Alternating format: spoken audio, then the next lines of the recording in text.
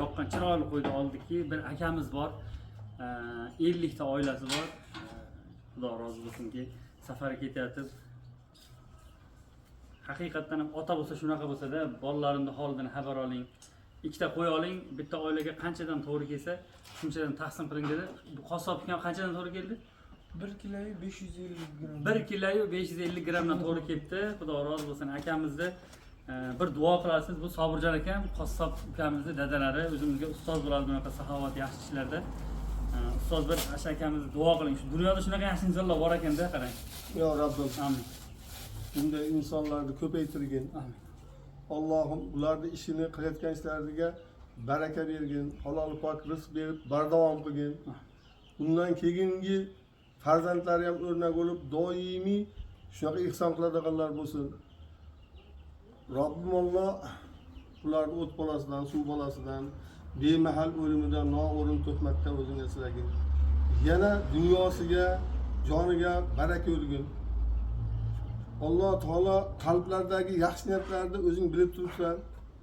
Bularga yetkizgin. Bu ukamlarni ham xizmat qilayotgan ukamlarni ham tanini sog', umrini uzoq qilgin.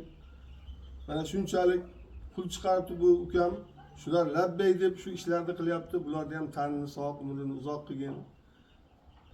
Har xil balo qazolardan o'zing asragin. Rabbim yakkasan, yagonasan.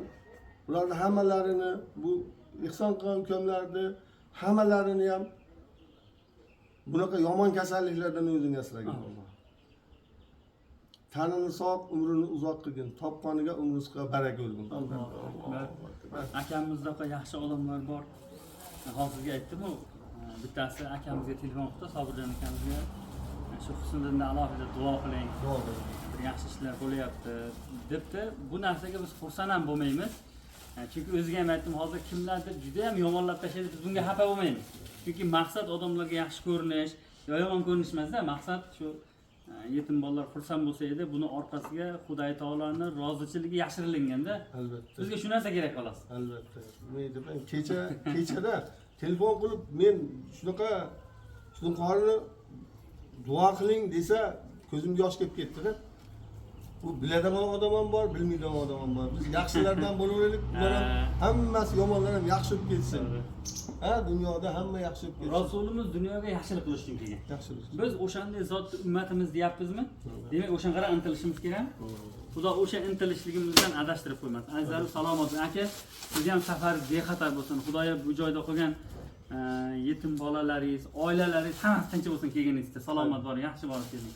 Allohga qilding. Yo Rabbim adashtirib qo'ymagin.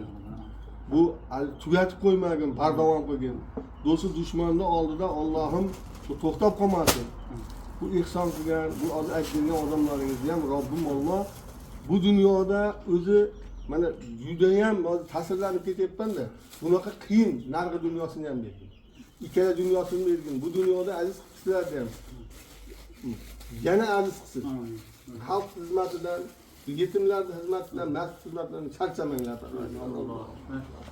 Yaxshilik bo'ling. Salomat bo'ling. Yaxshi bo'ling. Ko'risham. Bugundan o'zi chiqaman dedi. Mana to'qqiz bo'lgan ekan.